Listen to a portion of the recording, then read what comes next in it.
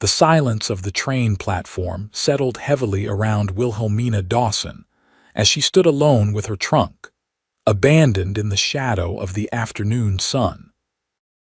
The letter of rejection clutched in her trembling hand told her all she needed to know. Her intended husband had taken one look at her and deemed her unworthy. Too plain, too outspoken, not at all what he'd envisioned when he sent for a bride from Boston to the dusty town of Copper Creek, Arizona Territory, 1883. The station master had already returned to his post, offering nothing more than a sympathetic glance and a mumbled "happened sometimes, miss." Wilhelmina, or Willa as she preferred, swallowed hard against the lump in her throat. 23 years old, nearly 2,000 miles from home, with $12 to her name and nowhere to go. The sun beat down mercilessly, a stark contrast to the cool New England springs she'd left behind. What now? She whispered to herself, adjusting her bonnet to shield her eyes from the relentless sun. Her navy traveling dress, once crisp and proper, now hung limp with dust and wrinkles from the 3-day journey.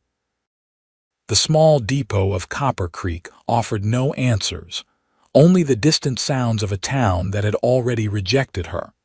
The clatter of boots on the wooden platform made Willa stiffen her spine, squaring her shoulders. She'd not give anyone the satisfaction of seeing her cry, not even as her future crumbled around her. "Madam, you waiting on someone?" The voice was deep, with a slight drawl that marked him as local. Willa turned to face a tall man in dusty range clothes, a worn leather vest over a faded blue shirt, denim trousers tucked into scuffed boots. His face was partially shadowed by a wide-brimmed hat, but she could make out a strong jawline darkened with stubble and eyes the color of the sky after a storm. "No," she answered, her voice steadier than she felt. "It appears I've been left behind." The man stepped closer, and she noted the sun-weathered lines around his eyes, the way his gaze assessed her with curiosity rather than judgment. He couldn't have been more than 30, yet there was something in his bearing that spoke of experience beyond his years. "You the mail-order bride for James Walton?" he asked, his tone neutral. Willa felt heat rise to her cheeks. "I was. It seems Mr. Walton found me lacking upon inspection." She gestured to the crumpled letter. "He's arranged passage back east on tomorrow's train, though I'm not entirely certain I wish to return to a family who made it clear they couldn't support another mouth to feed." The man removed his hat, revealing hair the color of burnished copper, cut short but unruly. "Name's Lucas Reed. I run the Double R Ranch about 5 miles out of town." He glanced at her trunk, then back at her face. "If you don't mind my asking, what did Walton find so objectionable? You seem perfectly fine to me." Willa let out a small, bitter laugh. "According to his letter, I'm too educated for a proper wife and argumentative in manner. Apparently, questioning the wisdom of making me wait at the station for 3 hours was evidence of an unsuitable temperament." Lucas's mouth quirked in what might have been a smile. "Walton's a fool," he said simply. Then, after a moment's consideration, he gestured to her trunk. "Miss Wilhelmina Dawson. Willa, if you please. Miss Dawson, I've got a wagon outside. I could take you to the boarding house in town if you're of a mind to stay the night before deciding what to do next." Willa hesitated. The sensible thing would be to accept his offer, find lodging for the night, and reconsider her options. But sensibility had gotten her nowhere. It certainly hadn't prevented her family from arranging her marriage to a stranger, nor had it prepared her for rejection upon arrival. Before she could respond, the station master emerged from the depot, calling out, "Train from Tuckson's arriving early tomorrow, Miss Dawson. 9 o'clock sharp. Mr. Walton's already paid for your return ticket." His gaze shifted uneasily between her and Lucas. Something inside Willa hardened. She traveled across a continent to start a new life, had endured cramped conditions and poor food, had left behind everything familiar only to be dismissed without so much as a conversation. "Thank you, Mr. Reed," she said, decision made. "I would appreciate a ride to the boarding house." Lucas nodded, then bent to grip the handle of her trunk. As he lifted it, he glanced toward the station master. "John, if anyone comes asking, my wife will be staying at the Double R from now on." Willa's breath caught. "I beg your pardon." Lucas met her startled gaze, his expression unreadable. "Just giving you options, Miss Dawson. You can still take that train tomorrow if you want, or you could consider a different arrangement." He lowered his voice. "I need a housekeeper. You need a place to stay. We can discuss terms on the ride to town." The station master cleared his throat. "You taking her as your wife, Reed?" Lucas didn't break eye contact with Willa. "If she's willing." Willa felt as though the ground had shifted beneath her feet. "Mr. Reed, we've only just met. And you just spent weeks traveling to marry a man you'd never met," he pointed out reasonably. "At least with me, you know what you're getting from the start: hard work and honest treatment. No surprises." It was madness, complete madness to even consider such an offer from a stranger. And yet, what were her alternatives? Return to Boston in shame? Try to make her way alone in a territory that was still largely untamed? What would this arrangement entail exactly? She asked, ignoring the station master's widening eyes. Lucas set the trunk down. "My ranch needs tending. I need meals cooked, clothes mended, a household managed.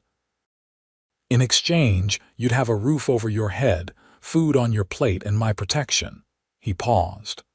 "As for anything else, that would be entirely up to you. I'm not looking to force anything on anyone." Willa studied him, searching for deceit or menace in those storm blue eyes and finding only straightforward pragmatism. He wasn't promising romance or even affection, just survival, with her dignity intact. "And if I wish to leave later?" she asked carefully. "Then I'll take you to the station myself."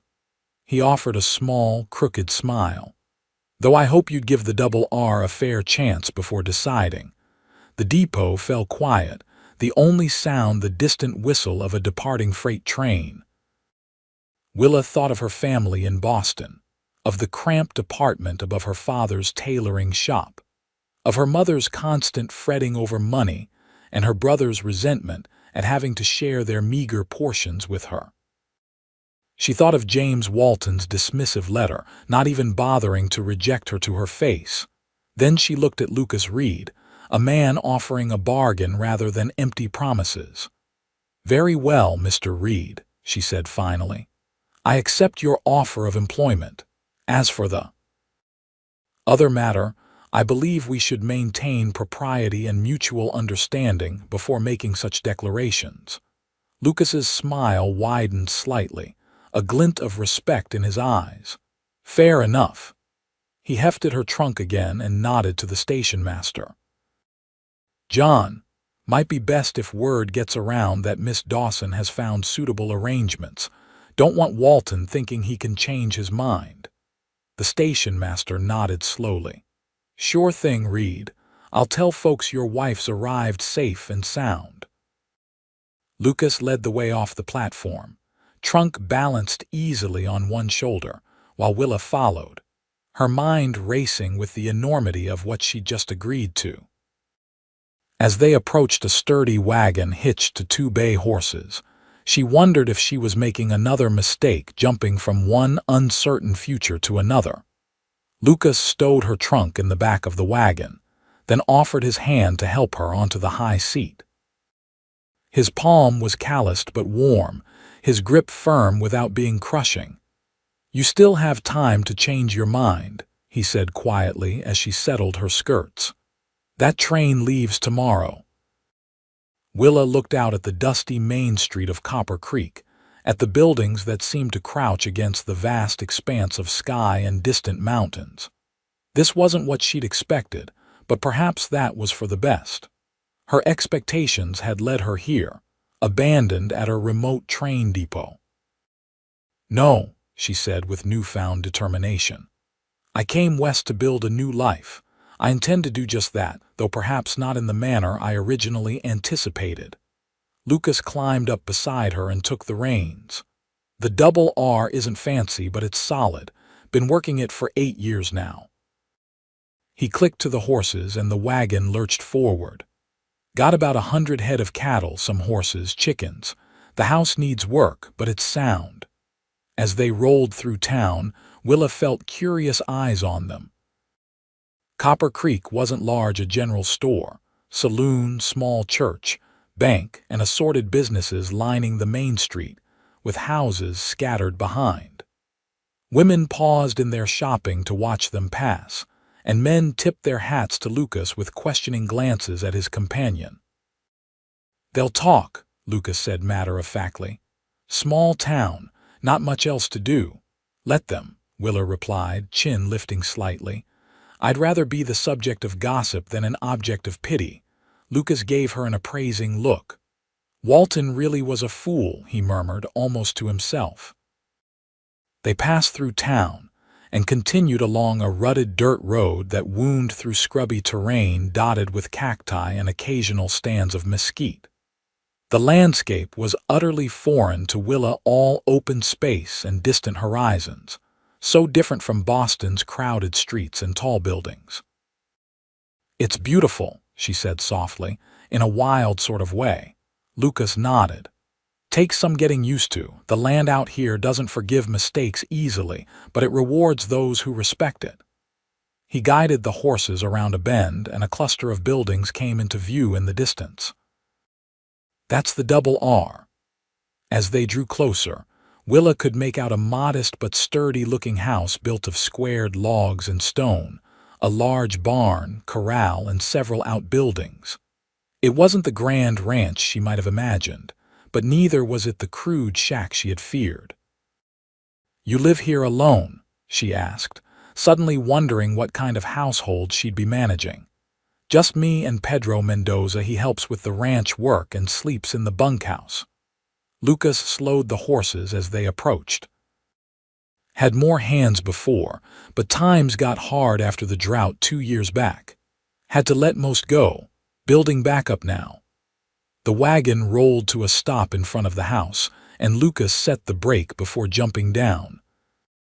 As he came around to help her descend, a wiry Mexican man emerged from the barn, curiosity evident on his weathered face. "Pedro," Lucas called, "come meet Miss Dawson. She'll be staying with us." Pedro approached, wiping his hands on a rag. He was perhaps 50, with graying hair and intelligent dark eyes that assessed Willa carefully before he offered a respectful nod. "Welcome to Double R, Señorita." "Thank you," Willa replied, extending her hand in greeting.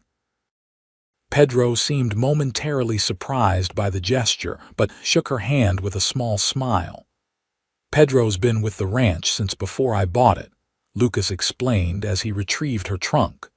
"Knows more about cattle than any man I've met." "The boss exaggerates," Pedro said with a modest shrug, though his expression suggested he appreciated the compliment. "I will finish with the new calf, then bring water for the señorita."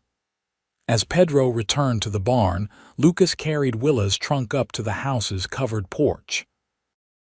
He paused at the door, seeming almost hesitant for the first time. "It's not what you might be used to," he warned. "Been a while since a woman's touch was in this house." Willa straightened her shoulders. "Mr. Reed, I grew up in a 3-room apartment with 6 family members. I'm quite accustomed to making do with what's available." He studied her for a moment, then nodded and pushed open the door. The interior was simple but more comfortable than Willa had expected. The main room served as both parlor and dining area, with a stone fireplace at one end, a solid table with chairs at the other, and a few pieces of serviceable furniture between. The floors were wooden planks, swept clean but unvarnished, and a braided rug provided the only softness underfoot. "Kitchen's through there," Lucas said, gesturing to a doorway. "2 bedrooms down that hall. Mine's the one at the end. Other one's been used for storage, but it has a bed.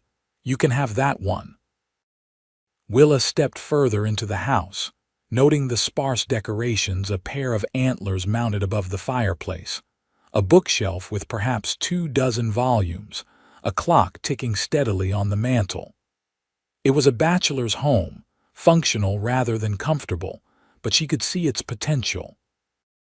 "It's more than adequate," she said honestly. "Though I admit I'm curious why you've decided to take in a stranger when you've managed on your own all this time." Lucas set her trunk down and removed his hat again, running a hand through his hair in a gesture that suggested discomfort with personal questions. "Been meaning to hire help for the house. Ranch is growing again, means more work all around." He paused. "And I suppose I didn't like the idea of Walton treating a woman like damaged goods to be returned." Willa felt a flush of gratitude mixed with wariness. "That's very chivalrous of you, Mr. Reed, but I don't require rescue, only opportunity." His mouth quirked upward. "Fair enough. And it's Lucas, if you don't mind.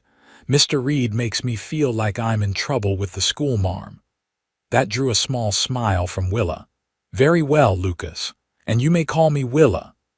An awkward silence fell between them, broken only when Lucas cleared his throat. "I'll show you to your room, then let you get settled. Supper's usually at 6, nothing fancy."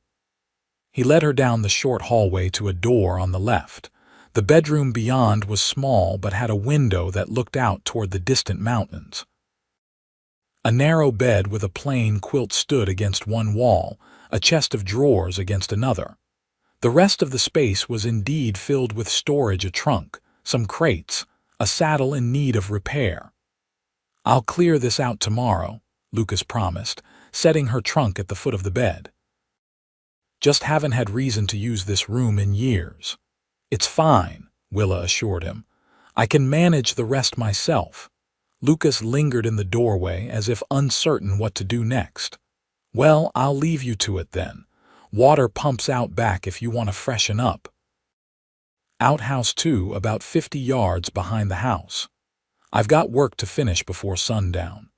After he'd gone, Willa sat on the edge of the bed, the events of the day crashing over her in waves. This morning she'd been a mail-order bride full of nervous anticipation. Now she was, what, a housekeeper. A pretend wife. A woman adrift in a territory where she knew no one and nothing. She opened her trunk and began unpacking her few possessions: 3 dresses besides the one she wore, undergarments, a nightgown, a shawl, a pair of sturdy boots, and her most treasured possessions: a small collection of books, her mother's silver hairbrush, and a daguerreotype of her family taken 5 years earlier. She arranged these items carefully, bringing order to her small corner of this strange new world. By the time she'd finished and washed her face and hands at the outdoor pump, the sun was lowering toward the western mountains. The ranch looked different in the golden light, less stark, more welcoming. She could hear Lucas and Pedro talking by the corral, their voices carrying in the clear air. Willa made her way to the kitchen, determined to earn her keep from the start. The room was basic but functional, with a cast iron stove, a dry sink, shelves of provisions, and a work table. She took inventory of what was available: flour, beans, salt pork, coffee, a few potatoes sprouting eyes, onions hanging in a string bag, and some dubious-looking preserved foods in jars.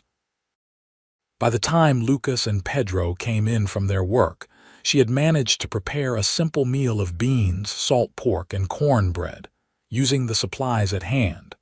It wasn't fancy, but it was hot and filling. Lucas paused in the doorway, surprise evident on his face. "You didn't have to cook tonight." "Should have given you time to settle in." "I prefer to be useful," Willa replied, setting plates on the table. though I should warn you that cooking isn't my greatest strength. I had hoped to improve under Mrs. Walton's guidance, but she trailed off with a small shrug. "Smells good to me," Lucas said, removing his hat and hanging it on a peg by the door. He and Pedro washed up at the basin she'd filled, then took their places at the table. The meal was consumed mostly in silence, broken only by occasional comments about the ranch work or the weather. Willa observed the two men, noting the easy familiarity between them, the respect that flowed both ways. It spoke well of Lucas that his hired hand seemed comfortable in his presence. After they'd finished eating, Pedro excused himself to check on the new calf once more before retiring to the bunkhouse. Lucas remained at the table, watching as Willa cleared the dishes. "Thank you for the meal," he said finally. "It's been a while since I've had hot food waiting at the end of the day." "You're welcome, though I hope to do better once I'm more familiar with your kitchen." Willa began washing the dishes in the basin. "I would appreciate knowing what duties you expect me to perform, so I can organize my time appropriately." Lucas leaned back in his chair. "Cooking, cleaning, mending, the usual household tasks. The garden out back needs tending if you've a mind for it. Been trying to grow vegetables, but they need more attention than I can give." Willa nodded. "And what of my status? You introduced me as your wife to the station master." "That was for your protection," Lucas said carefully. "A single woman living with a bachelor would face certain difficulties in a town like Copper Creek, but within these walls you're Miss Dawson, housekeeper, nothing more unless you decide otherwise." Willa appreciated his directness.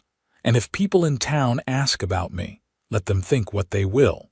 He rose from the table. "Town's 5 miles away. We don't go in more than once or twice a month for supplies. By then they'll have moved on to fresher gossip." "I doubt that," Willa said dryly. "In my experience, gossip about a woman's reputation tends to linger." Lucas's expression grew serious. "Anyone gives you trouble, you tell me. I won't have you disrespected." The fierce protectiveness in his tone caught Willa by surprise. "Thank you," she said softly. He nodded awkwardly, then gestured toward the bookshelf in the main room. "Feel free to use anything there. Not much for reading myself, but the previous owner left those behind." After Lucas retired to his bedroom, Willa finished cleaning the kitchen, then examined the bookshelf. Most volumes were practical guides to ranching, animal husbandry, a medical reference, but she was delighted to find a few novels among them, including a well-worn copy of Pride and Prejudice. She took the book to her room, lighting the small oil lamp on the bedside table. As she prepared for bed, she caught herself wondering what James Walton's house might have been like, what her life would have been as his wife. Would she have had her own bedroom there too? Or would she have been expected to fulfill all wifely duties from the start? Settling under the simple quilt, Willa tried to quiet her racing thoughts. She'd made her choice, or perhaps the choice had been made for her. Either way, the Double R was her home now, at least temporarily. Tomorrow would bring new challenges, but also new beginnings. Her last thought before drifting off to sleep was of Lucas Reed's storm-blue eyes and the unexpected kindness they'd shown a woman abandoned at a train depot. Willa woke to the sounds of a working ranch, a rooster crowing, cattle lowing in the distance, the clatter of pots in the kitchen.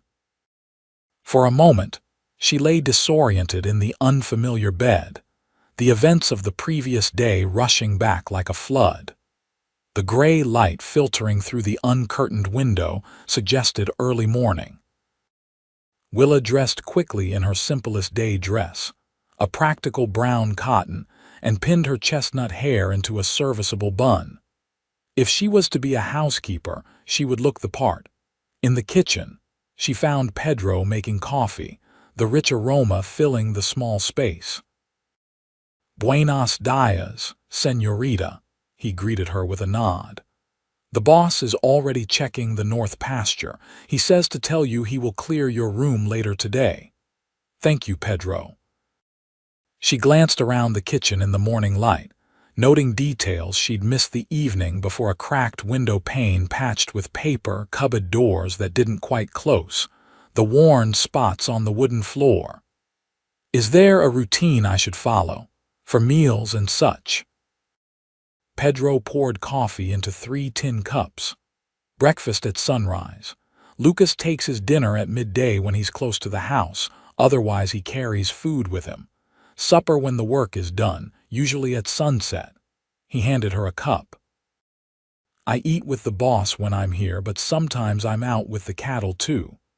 Willa sipped the strong coffee gratefully. What should I prepare for breakfast? I don't see any eggs. Ah, the chickens. Pedro's weathered face creased in a smile. They lay, but you must collect. The coop is behind the garden. I will show you after coffee. The chicken coop proved to be a ramshackle structure badly in need of repair, but the 6 hens inside seemed healthy enough, if suspicious of the stranger invading their domain. Under Pedro's watchful eye, Willa gathered 8 eggs, only dropping 1 in her nervousness. Not bad for the first time, Pedro said kindly. The brown hen pecks. Watch your fingers with that one. By the time Lucas returned from the north pasture, Willa had managed to prepare a breakfast of fried eggs, the last of the previous night's cornbread, and more coffee. It wasn't the elaborate breakfast her mother might have made, but Lucas ate with appreciation. There's a list on my desk of supplies we need from town, he said between bites. If you could add whatever you need for the kitchen, I'll make the trip tomorrow. I'd like to go with you, Willa said, surprising herself with her boldness. I should see the town properly, and I'll need fabric and other materials if I'm to make this house more comfortable. Lucas considered her request. Fair enough. It's a rough ride in the wagon, though. I survived the journey from Boston. I imagine I can manage 5 miles to town. A ghost of a smile touched his lips.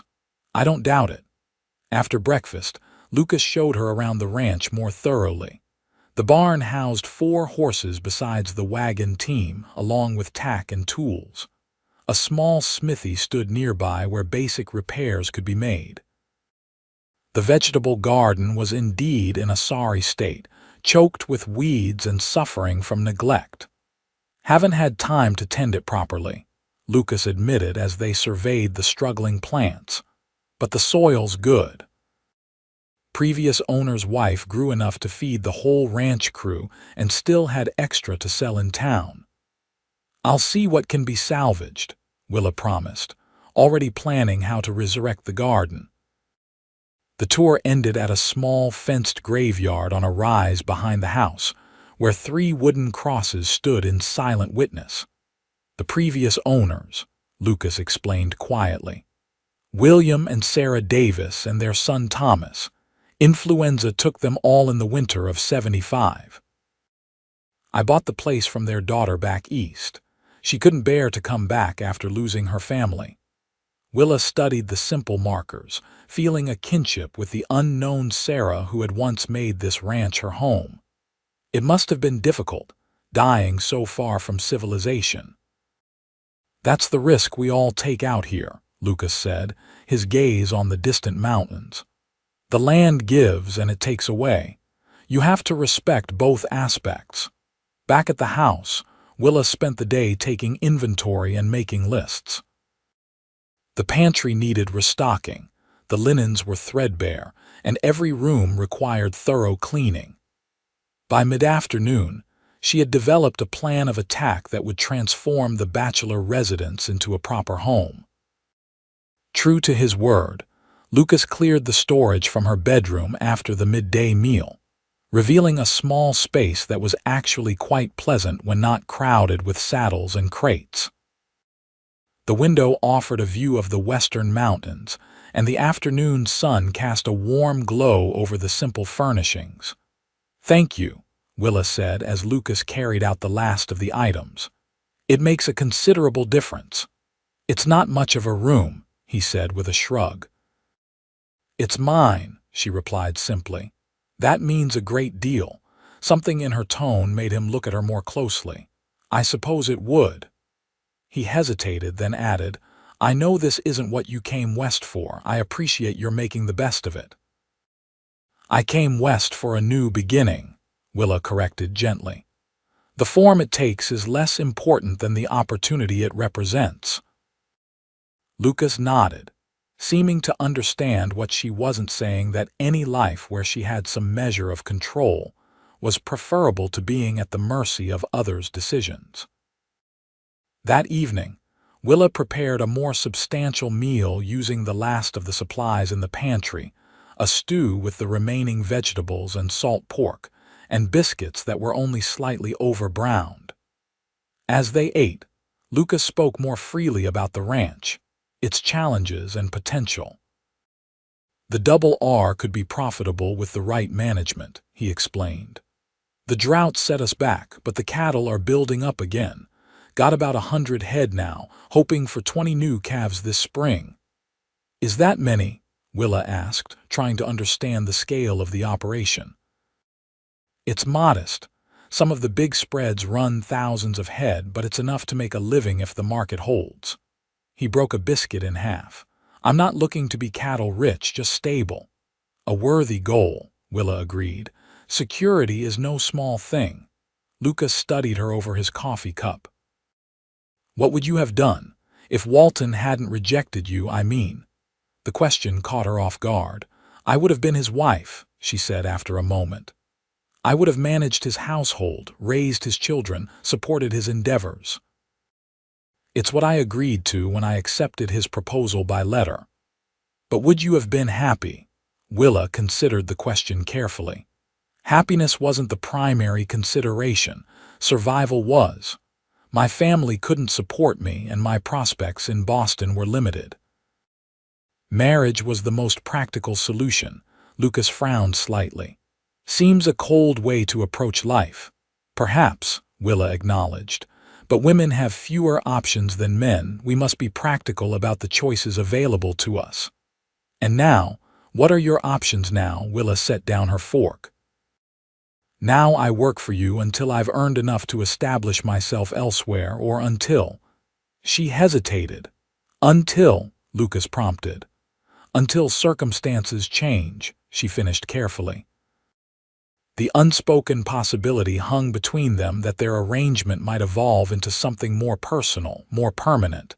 Neither seemed ready to address it directly. Well, Lucas said finally, you have a place here as long as you want it. No need to rush decisions. That night, Willa wrote in her journal by lamplight, recording her impressions of the Double R and its owner. Lucas Reed was not what she had expected, neither the rough, uncouth cowboy of dime novels, nor the smooth-talking charlatan she had feared when he made his unexpected offer. He was direct, reserved, and fair-minded, a man who seemed comfortable in his own skin and respectful of others. Whether she could build a life here remained to be seen, but for the first time since leaving Boston, Willa felt a tentative hope taking root. Perhaps this unexpected detour was not a misfortune after all, but rather the first step toward a future of her own making. The journey to Copper Creek the next day provided Willa with her first real look at the surrounding landscape. In the clear morning light, the desert revealed its stark beauty, rugged mountains rising in the distance, mesas standing like sentinels on the horizon, and surprising bursts of color from wildflowers and cacti blossoms dotting the scrubland. Lucas drove the wagon, occasionally pointing out landmarks or sharing bits of local knowledge. That ridge there marks the northern boundary of the Double R. Creek that runs through it has water year-round, even in drought years. That's what makes this land valuable. Willa, dressed in her best remaining outfit, a slate blue traveling dress that had seen better days, listened attentively, trying to understand this land that was now her home, however temporarily. How did you come to own the ranch? she asked as they rattled along the rutted road. Lucas adjusted his hat against the sun. Was a cowhand for 10 years, starting when I was 16. Worked my way up to foreman on the Circle T, saved every penny. When I heard the double R was available, I put everything I had into it. His expression turned grimmer. Nearly lost it all in the drought, but we pulled through. That's admirable, Willa said sincerely. Building something from nothing. Lucas shrugged, uncomfortable with the praise. Just stubborn, my mother would say. As they approached town, Willa felt a flutter of nervousness. People will be curious about me. Let them wonder, Lucas replied. You don't owe explanations to anyone. Copper Creek looked different in the morning bustle, more vital, less foreboding than it had appeared upon her arrival. The main street was busy with wagons and riders, the businesses open and active. Lucas pulled up in front of the general store, setting the brake before coming around to help Willa down. Raid. Heard you picked up Walton's reject. The call came from a heavy-set man lounging outside the saloon across the street. Lucas's expression hardened, but Willa laid a hand on his arm. It's all right, she said quietly.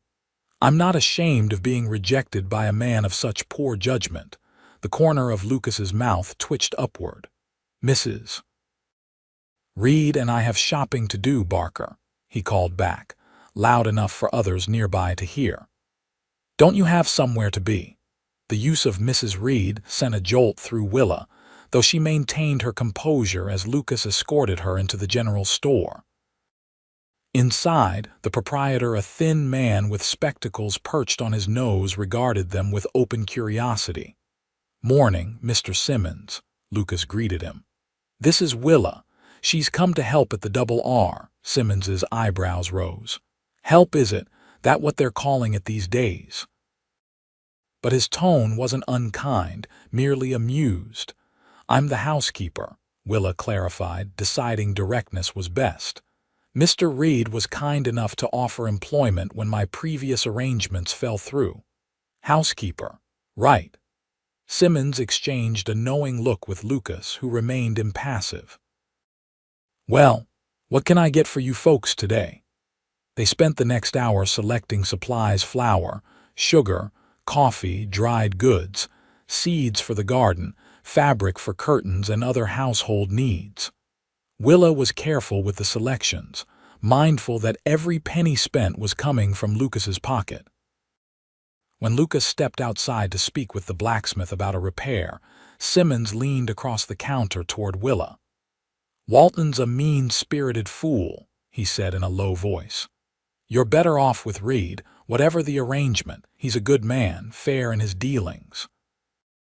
Thank you for saying so, Willa replied carefully, though I assure you my position is that of housekeeper.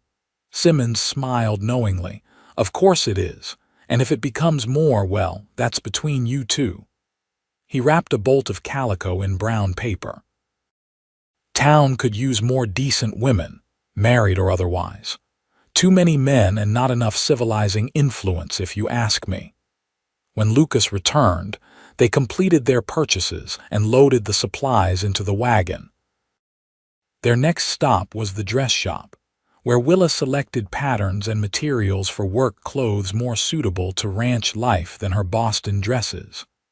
The proprietress, Mrs. Abernathy, was a plump, pleasant woman who clucked sympathetically when she heard Willa's abbreviated story.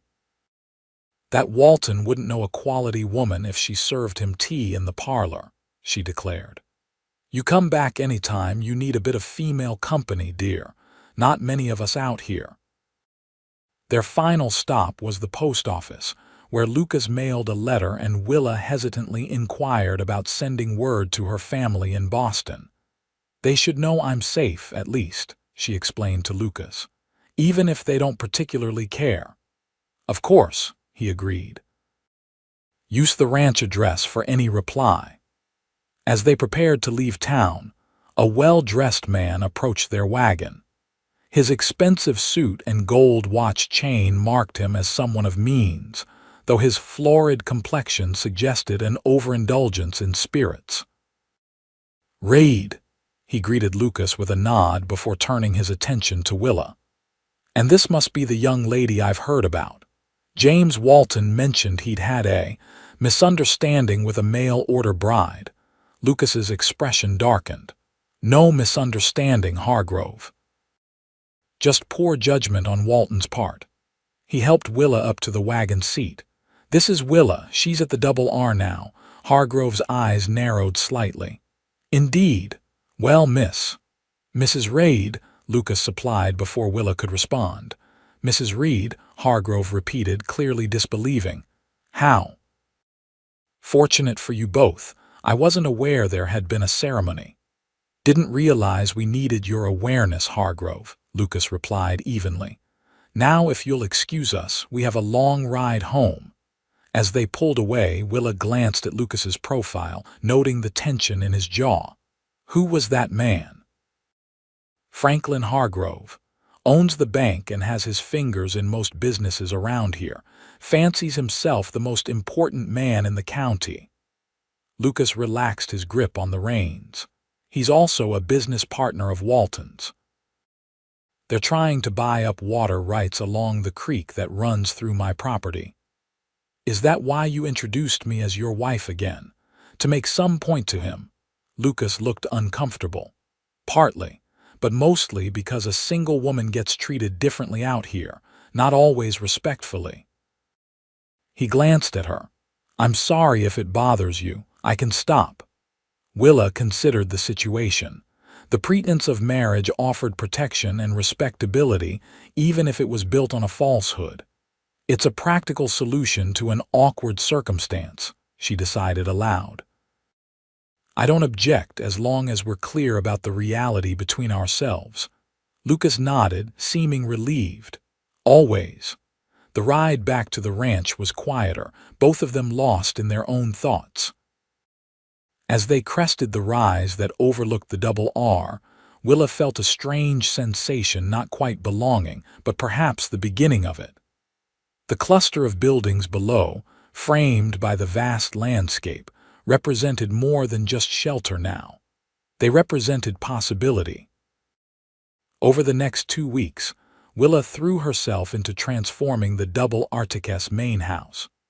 She scrubbed floors and walls, hung the curtains she'd sewn from the fabric purchased in town, and arranged the sparse furnishings to better advantage. The kitchen became her particular domain, organized for efficiency with the newly replenished pantry. Lucas and Pedro worked from dawn to dusk with the cattle and ranch maintenance, often returning exhausted but appreciative of the improvements they found each evening. The meals improved too, as Willa gained confidence with the cook stove and adapted her limited skills to the available ingredients. The garden presented a greater challenge. Many plants were beyond saving, but Willa cleared the weeds and prepared sections for new planting, using the seeds she'd purchased in town. Pedro, who proved to have considerable knowledge of desert growing, offered advice on what would thrive in the harsh climate. "My mother had a garden like this," he told her one evening as they worked together to build a fence that would keep rabbits out. "She grew chilies, tomatoes, beans, squash. Even in the dry years we had vegetables."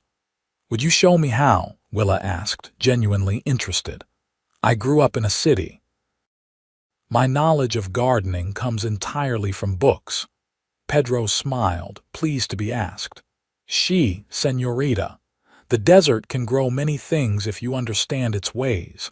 Gradually, a routine developed. Willa rose before dawn to start breakfast, worked on household tasks in the garden during the day, and prepared supper in the evening. After the meal, while the men relaxed with coffee or mended equipment on the porch, she would often read by lamplight or work on sewing projects. Lucas remained respectful of her space and position, never pushing for more than she offered. Their conversations grew more comfortable, ranging from practical ranch matters to occasional personal revelations. She learned that he had grown up in Missouri, the son of a blacksmith, and had come west at 16 seeking adventure. He discovered that she had been educated at a girls' school until her father's business faltered, forcing her to leave at 17 to help support the family. "I worked as a seamstress," she told him one evening as they sat on the porch watching the sunset paint the western sky in brilliant oranges and purples. "Then, as a shop assistant. But when my youngest brother needed medicine we couldn't afford, my parents arranged the match with Mr. Walton." His advertisement specified an educated young woman of good family but modest means. Lucas frowned. "They sold you to pay for medicine," Willa sighed. "It wasn't quite so mercenary. They believed they were securing my future while easing their own burden, and I agreed to it." She smoothed her skirt. "Life offers few perfect choices, especially for women." "Still doesn't seem right," Lucas muttered. "Perhaps not, but it led me here, which has proven less catastrophic than I initially feared." She offered him a small smile. "The double R has its merits." Lucas returned her smile, the fading light softening his features. "Glad to hear it." As April turned to May, the ranch work intensified. New calves required attention, fences needed mending after winter damage, and preparations began for the summer cattle drive to the railhead in Tucson. Lucas and Pedro worked longer hours, sometimes not returning until well after dark. One evening, when Lucas hadn't appeared for supper, Willa wrapped a plate of food and carried it out to the north pasture where he'd mentioned he'd be working. She found him by lantern light, hunched over a sickly calf, his expression concentrated as he tried to coax the animal to drink from a bottle. "I brought you something to eat," she said, approaching carefully to avoid startling either man or beast. Lucas looked up, surprise evident on his tired face. "You didn't have to do that. You didn't have to take in a stranded mail-order bride," she countered, setting the plate on a nearby stump. "Yet here we are," he chuckled, the sound warm in the cool evening air. "Fair point." He nodded toward the calf. "Mother died birthing him. Been trying to keep him going, but he's not taking to the bottle well." Willa knelt beside them, studying the trembling calf. "May I try?" Lucas hesitated, then handed her the bottle of milk. "Hold it like this. Angle it so he doesn't get too much air." Their hands brushed during the exchange, a brief contact that shouldn't have been notable but somehow was. Willa focused on the calf, speaking softly as she offered the bottle. To her surprise, the animal began to suckle more enthusiastically than it had for Lucas. "Well, I'll be damned," Lucas said, watching in amazement. "He likes you better than me." "Perhaps he simply responds to a different touch," Willa suggested, careful not to disturb the feeding calf. "Animals are like people in that way." Lucas watched her for a long moment, his expression unreadable in the lantern light. "You're full of surprises, Willa Dawson." "As are you, Lucas Reed." She glanced up at him. "Not many men would have offered what you did at that train depot. Not many women would have accepted." The moment stretched between them, filled with unspoken possibilities. Then the calf butted against the empty bottle, breaking the spell. "He'll need feeding every few hours," Lucas said, returning to practicalities. "I was planning to bring him up to the barn tonight. I can help with the feedings," Willa offered. "It would be no trouble." Lucas studied her. "You've taken on enough already." "I like having purpose," she replied simply, "and saving this little one seems a worthy one." Together they carried the calf back to the barn, settling him in a stall with fresh straw. As they walked back to the house, the stars emerging in the vast sky above, Willa felt a contentment she hadn't expected to find in this harsh, beautiful land. The orphaned calf, whom Willa named Augustus after a character in one of her favorite novels, became her special project. She rose in the night to feed him, spent time each day coaxing him to strength, and gradually won the battle for his survival. Lucas watched her devotion with quiet approval, occasionally offering advice but mostly leaving her to develop her own approach. "You've got away with him," he remarked one afternoon as Augustus, now steadier on his legs, followed Willa around the barnyard like a pet dog. "He thinks you're his mother." "I suppose I am, in a manner of speaking," Willa replied, scratching the calf behind his ears. "We're both transplants making our way in an unfamiliar world." May brought the first harvests from the revitalized garden radishes, spring onions, and lettuce that added welcome freshness to their meals. Willa took particular pride in serving vegetables she had grown herself, especially when Lucas commented on the improvement to their usual fare. "Never thought I'd look forward to eating rabbit food," he teased as she served a salad alongside the usual beans and beef. "But this is good." "Wait until the tomatoes ripen," she promised. "Then you'll truly appreciate rabbit food." Their easy banter had become a feature of mealtimes, a comfortable exchange that felt increasingly natural. Willa found herself watching for Lucas's rare smiles, taking satisfaction in drawing them out. For his part, Lucas seemed to linger longer at the table, their conversations extending well past the end of the meal. It was during one such evening, with the windows open to catch the late spring breeze, that Lucas broached a subject they'd both been avoiding. "Town's having a Founders' Day celebration next weekend," he said, turning his coffee cup in his hands. "Dance, picnic, the usual festivities. Thought you might like to go." Willa looked up from her mending, surprised by the invitation. "As your housekeeper or your wife?" she asked directly. Lucas met her gaze steadily. "As whatever you're comfortable with, but people have settled on their own conclusions already. Might as well enjoy the benefits of their assumptions." "You mean attending a social event together without causing scandal, something like that?" He set his cup down. "You don't have to decide now. Just thought you might enjoy a day away from the ranch, meet some of the other women in the area." Willa considered the offer. She hadn't left the Double R since their shopping trip weeks ago, and the isolation, while peaceful, occasionally weighed on her. "I would like that," she decided. "Though I have nothing suitable to wear for dancing. Mrs. Abernathy at the dress shop might help with that." Lucas rose from the table. "We can stop there when we go in." The prospect of the social event occupied Willa's thoughts over the next few days. What did it mean that Lucas wanted to present her publicly as his wife? Was it merely practical, as he suggested, or was there something more behind the invitation? Her opportunity to visit the dress shop came sooner than expected. 3 days later, a rider from the neighboring ranch brought word that Lucas was needed to help with a cattle rustling situation in the eastern foothills. He would be gone for at least 2 days. "Pedro will stay at the ranch," Lucas told her as he packed saddlebags for the journey. "I don't like leaving you alone, but this can't be helped. These rustlers have hit 3 ranches already."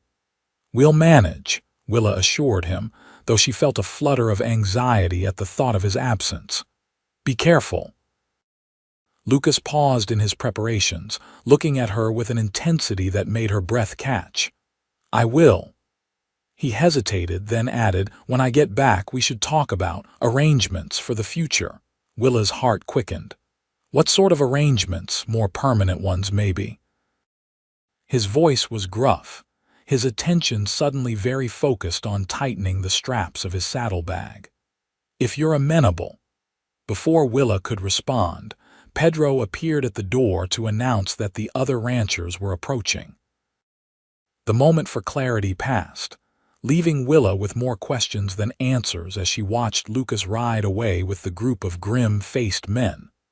The following day, Pedro offered to drive Willa into town for supplies and to visit the dress shop, a suggestion she readily accepted. The chance to prepare for the Founders' Day celebration, and perhaps for a more significant conversation with Lucas upon his return, was too important to miss. Mrs. Abernathy welcomed Willa warmly to the dress shop, ushering her into the back room where several ready-made dresses awaited alteration. "I've been hoping you'd come by," she said, displaying a blue silk gown with modest lace trim. "This just came in from Tucson, would suit your coloring beautifully." Willa touched the fine fabric wistfully. "It's lovely, but I'm afraid it's beyond my means." "Nonsense," Mrs. Abernathy declared. "Lucas Reed can well afford to dress his wife properly for Founder's Day. Everyone will be in their finest." "I'm not actually," Willa began, then stopped. What was she exactly? Not Lucas's wife in truth, but something more than a mere employee after these weeks of shared meals and conversations, of working side by side to build something on the double R. Mrs. Abernathy misinterpreted her hesitation. "My dear, no one cares about the technicalities out here. Half the marriages in the territory started without benefit of clergy. What matters is the commitment between two people." She lowered her voice. "And from what I hear, Reed's never shown interest in any woman before you arrived. That speaks volumes." Willa allowed herself to be persuaded to try on the dress, which fit as if made for her with only minor adjustments needed to the hem and waist. The reflection in Mrs. Abernathy's mirror showed a transformed woman, not the abandoned mail-order bride in travel-worn clothes, but a composed, elegant figure who looked as if she belonged in this frontier town. "Lucas won't be able to take his eyes off you," Mrs. Abernathy predicted as she pinned the hem. "It's not like that between us," Willa protested weakly. The older woman smiled knowingly. "Not yet, perhaps, but I've been watching men and women find each other for 40 years, my dear. There's something there, whether you've acknowledged it or not." Willa couldn't deny the flutter in her stomach when she thought of Lucas seeing her in the blue silk, or of his cryptic words about more permanent arrangements. Was it possible that what had begun as a pragmatic solution for both of them had evolved into something more meaningful? On the ride back to the ranch, with the dress carefully boxed and stowed in the wagon, Willa found herself looking at the double R with new eyes. The modest house with its newly curtained windows, the garden beginning to flourish, the corrals and outbuildings, all of it had become familiar, even dear to her over the past weeks. Could it truly become her home, not just her workplace? Lucas returned late the following day, dusty and weary but unharmed. The rustlers had been caught and turned over to the territorial marshal.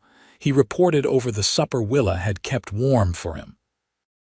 3 men from up north thought they could make easy money stealing cattle from isolated ranches, he explained between bites of stew.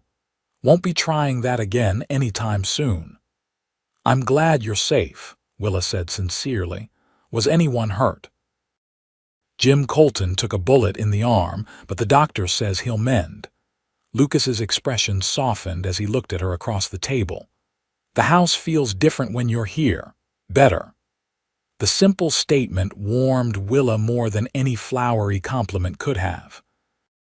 "I went to town with Pedro yesterday," she told him, changing the subject to hide her flustered reaction. "Mrs. Abernathy helped me find a dress for the Founder's Day celebration." Lucas smiled. "Good, I want you to enjoy yourself." He set down his fork. "Willa, about what I said before I left." A crash from the barn interrupted him, followed by Pedro's shout. Lucas was on his feet immediately, grabbing his hat and striding toward the door. "Stay here," he ordered. "Could be those rustlers' friends come looking for revenge." Willa's heart pounded as she watched through the window. Lucas and Pedro converged on the barn, rifles ready, their tense postures suggesting real danger. After what seemed an eternity but was probably only minutes, they relaxed. Lucas returned to the house, his expression relieved but annoyed. "Just a raccoon that got into the feed storage," he explained. knocked over a stack of crates trying to escape. The interruption had broken the moment, and Lucas didn't return to the subject of arrangements that evening. Willa went to bed with a mixture of disappointment and anticipation, wondering what Founder's Day might bring. The celebration fell on a perfect late May Saturday, with clear skies and mild temperatures.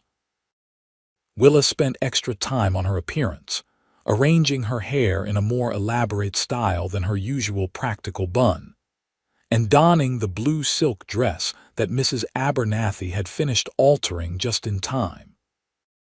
When she emerged from her bedroom, Lucas was waiting in the main room, dressed in his best clothes, a dark suit that, while not new, was well maintained, a crisp white shirt, and a string tie. He'd trimmed his beard and slicked back his hair, transforming from rugged rancher to quite a handsome figure. His expression when he saw her made all the effort worthwhile. "You look," he began, then seemed to lose his words. "That is, the dress is." "Thank you," Willa said, saving him from his struggle. "You look very nice as well." The drive to town was filled with anticipation. Copper Creek had been transformed for the celebration, with bunting decorating the main street, tables set up for the picnic, and a wooden platform constructed for dancing. Already, the town was filling with ranchers and their families from the surrounding areas, all in their finest clothes. As Lucas helped Willa down from the wagon, she was acutely aware of the curious glances directed their way. Mrs. Abernathy hurried over to greet them, beaming with approval at Willa's appearance. "The dress is perfect," she declared. "Come, let me introduce you to some of the other women. Lucas, you don't mind if I steal your wife for a bit, do you?" Lucas smiled at Willa. "Not at all, as long as she's returned safely for the dancing later." The afternoon passed in a whirl of introductions and conversations. Willa met the wives of neighboring ranchers, the schoolteacher, the preacher's wife, and various other women who formed the small but resilient female population of the area. Most were welcoming, curious about the woman Lucas Reed had brought to the Double R. "We'd all but given up on Lucas ever settling down," confided Mrs. Colton, wife of the rancher who'd been wounded in the Rustler incident.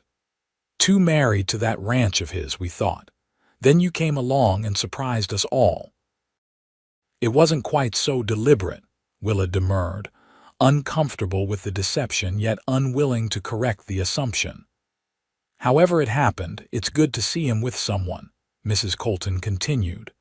"The Double Articus, a fine property, just needs a woman's touch to make it proper."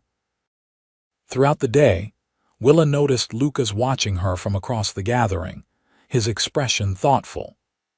He participated in the men's activities, a shooting contest, horseshoe pitching, discussions of cattle prices and water rights, but his attention repeatedly returned to her. As the afternoon waned, musicians set up on the platform and began tuning their instruments. Tables were cleared away to create space for dancing, and lanterns were lit against the approaching dusk. Lucas appeared at Willa's side as the first dance was announced. "May I have this dance, Mrs. Reed?" he asked formally, offering his hand. Willa placed her hand in his, acutely aware of the calluses that spoke of hard work and the gentleness with which he held her fingers. "You may, Mr. Reed." He led her onto the dance floor, one hand at her waist as they joined the other couples. "I should warn you that I'm not much of a dancer," he murmured as the music began. "Fortunately, neither am I," Willa replied with a small smile.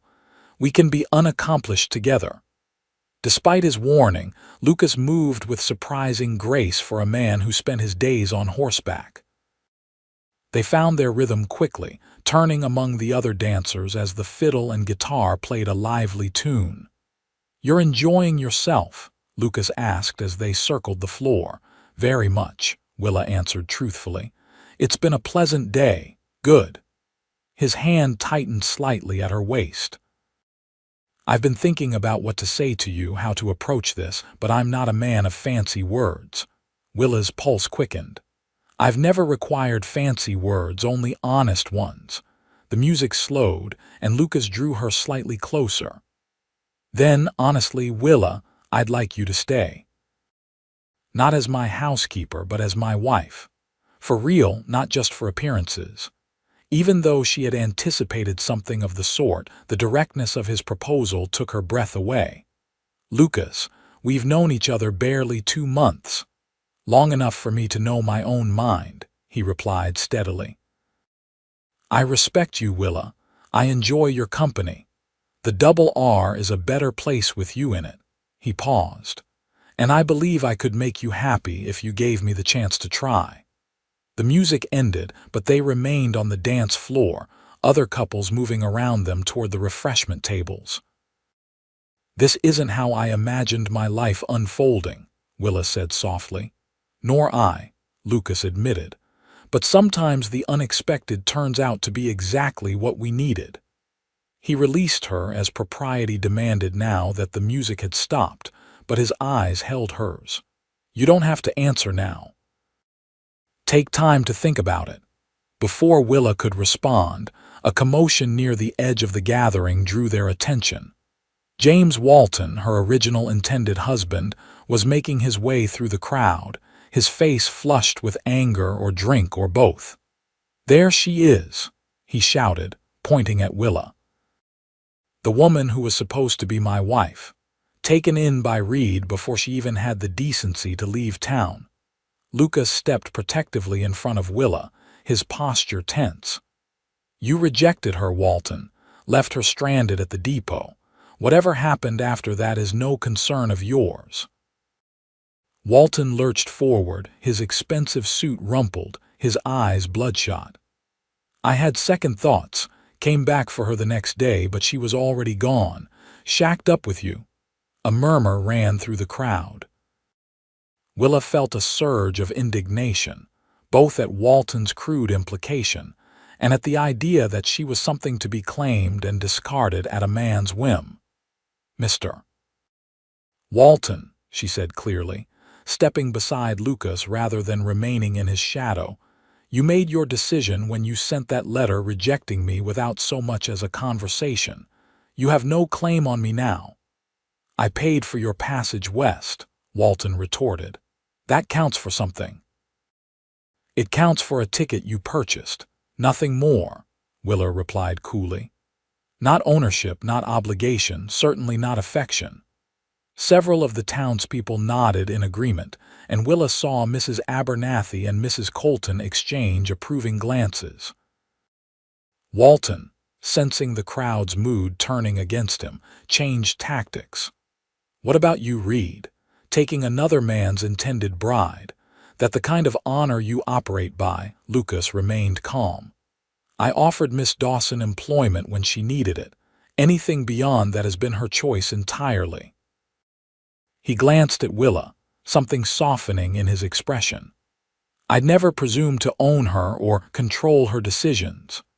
The contrast between the two men could not have been starker. Walton disheveled and aggressive, Lucas steady and respectful. Whatever doubts Willa might have harbored about Lucas's proposal evaporated in that moment of clarity.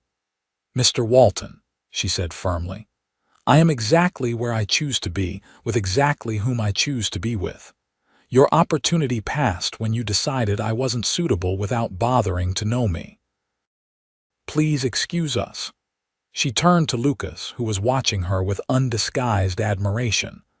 I believe you promised me another dance, Mr. Reed.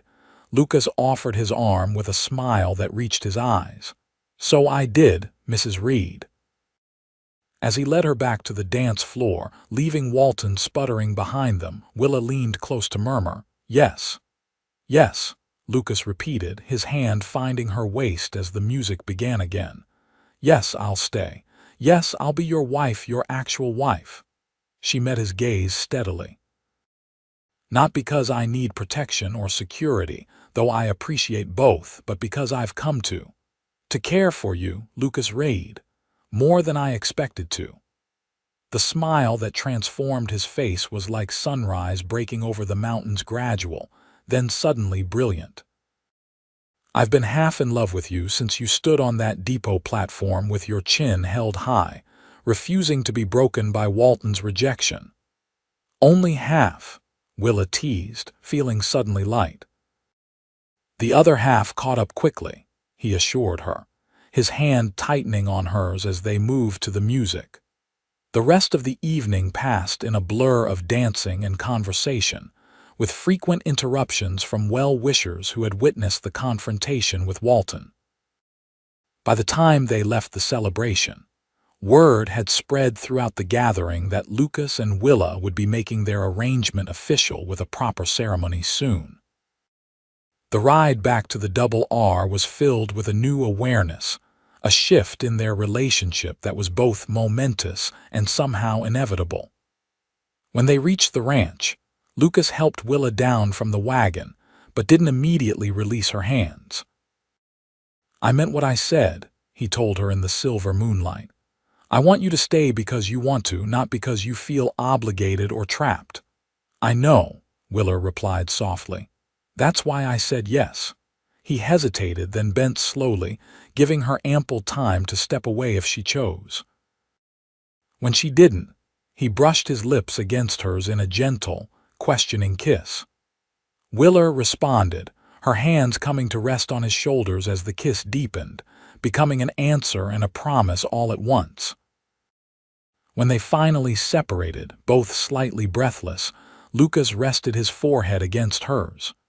"We should wait to do that again until after the preacher makes it official," he said with reluctant propriety. "Wouldn't want to give the gossips more fuel." Willa laughed softly. "A bit late for that, I think. But yes, we'll observe the proprieties. For now." The wedding took place 2 weeks later in the small church in Copper Creek. It was a simple ceremony, attended by the handful of people they'd come to count as friends: Pedro, Mrs. Abernathy, the Coltons, and several neighboring ranchers and their wives. Willa wore her blue silk dress again, now adorned with a sprig of wildflowers Mrs. Colton had helped her gather that morning. As they spoke their vows, Willa reflected on the strange path that had led her to this moment. The mail-order bride arrangement that had failed, the unexpected offer at the train depot, the gradual building of trust and affection over shared meals and daily work.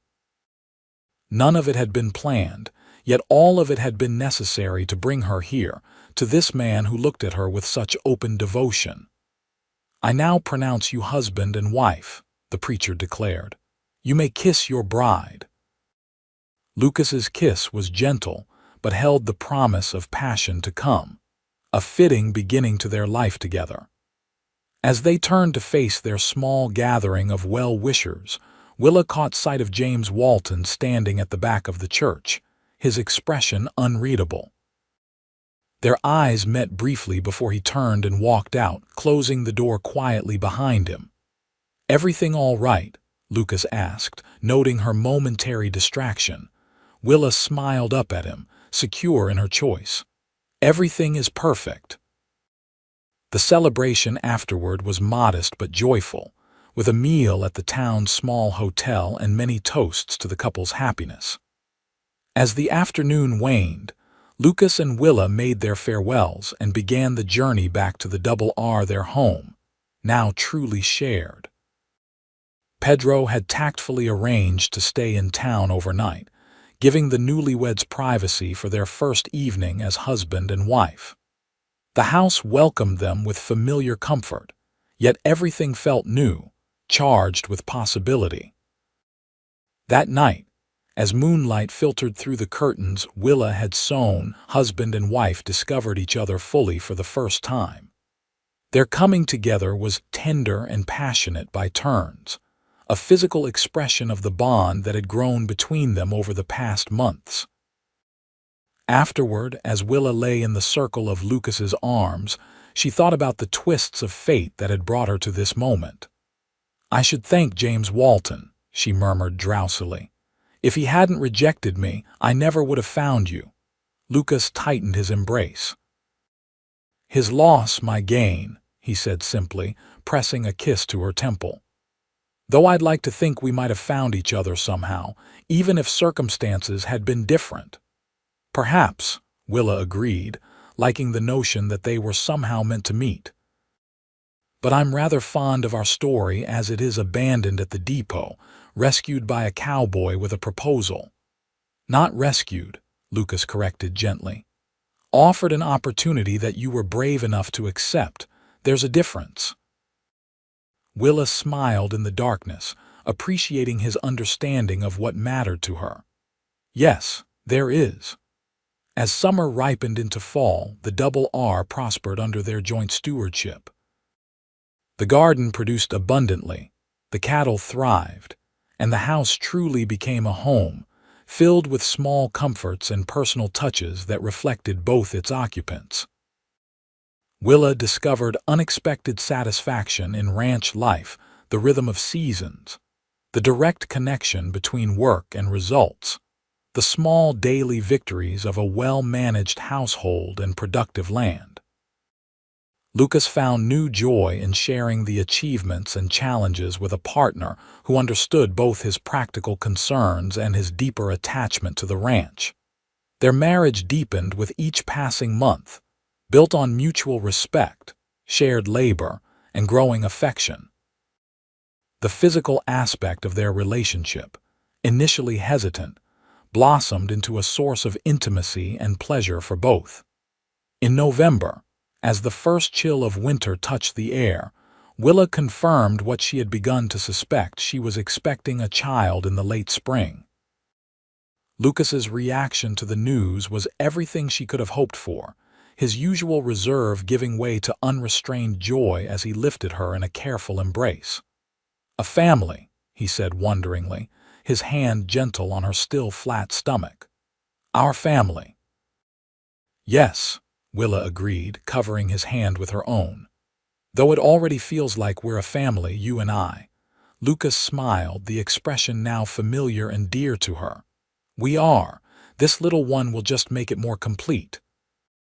As they prepared for their first Christmas on the Double R, Willa sometimes marveled at how thoroughly her life had changed in less than a year. From reluctant mail-order bride to abandoned traveler to ranch wife and expectant mother, each transformation had brought her closer to the contentment she now felt. On Christmas Eve, with a small pine tree cut from the foothills decorated in the corner, and the scent of gingerbread filling the kitchen, Lucas presented her with a gift: a rocking chair he had secretly commissioned from the carpenter in town. "For when the baby comes," he explained as she ran her hands over the smooth wood, "and for now when you want to rest by the fire." Touched by his thoughtfulness, Willa gave him her own gift, a framed portrait she had arranged during their last trip to town, showing the two of them standing before the Double R house, her hand resting on his arm, both smiling into the camera. "Our first family portrait," she said. "Though not our last, I hope." Lucas placed the frame carefully on the mantel, then drew her into his arms. "I never expected this," he admitted quietly. "When I rode to town that day and saw you standing alone at the depot, I was just thinking to offer temporary help to someone in need. I never imagined that you'd end up with a wife, a child on the way, and curtains on your windows," Willa teased gently. "That I'd find everything I didn't know I was missing," he corrected, his voice husky with emotion. "You've made the Double R more than a ranch, Willa. You've made it a home." Willa leaned into his embrace, feeling the solid strength of him, the security of being exactly where she belonged. "And you've given me what I truly came west seeking: not just survival, but a place to belong, a place to build a life worth living." Outside, a light snow began to fall, dusting the Double R with white that would glitter in the morning sun. Inside, by the warm fireplace, Willa Reed sat in her new rocking chair, her husband at her feet, his hand resting protectively over the new life growing within her. This was not the future she had envisioned when she boarded the train in Boston, answering an advertisement for a mail-order bride.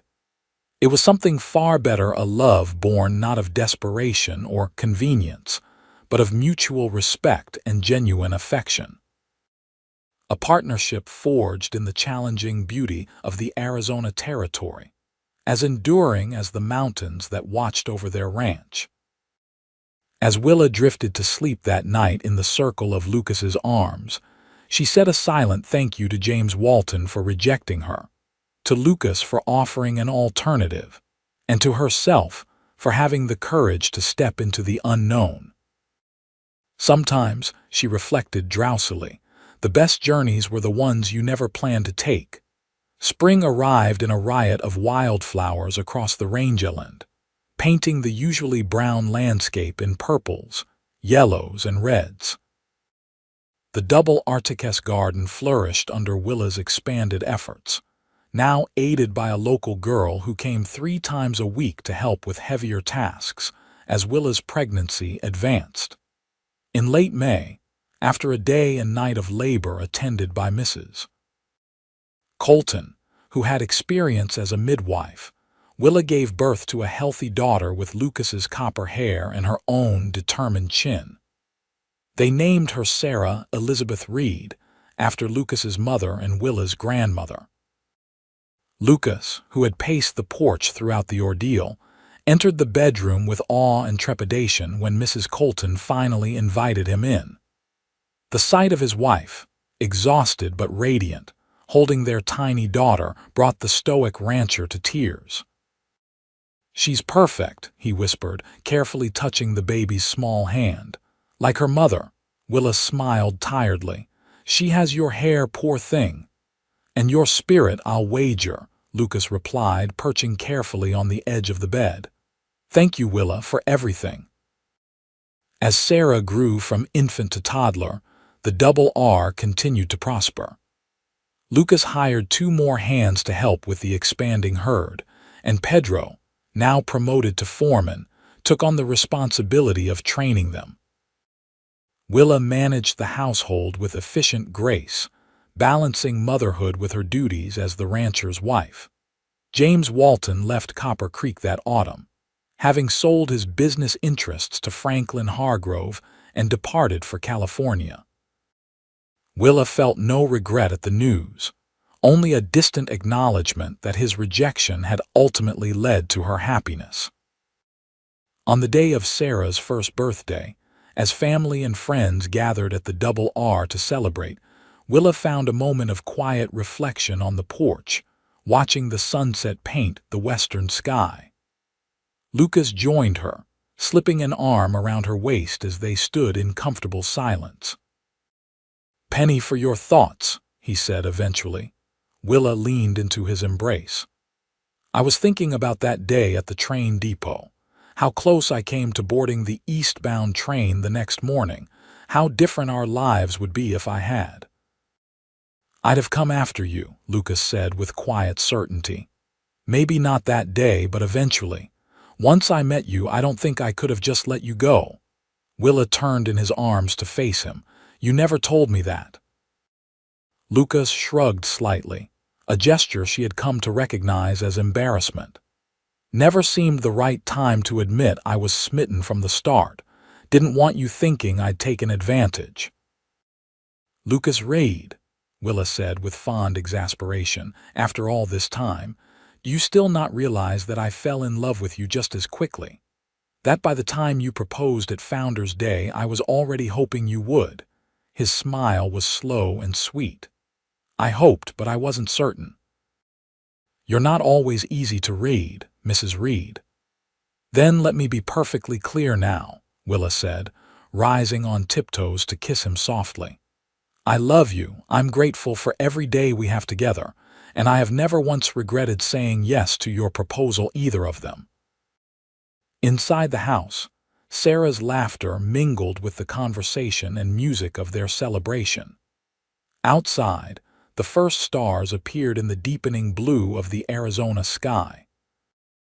And on the porch of the home they had built together, Lucas and Willa Reed shared a kiss that held the memory of their unexpected beginning and the promise of their future, together a love story that had started with rejection and found its way to joy.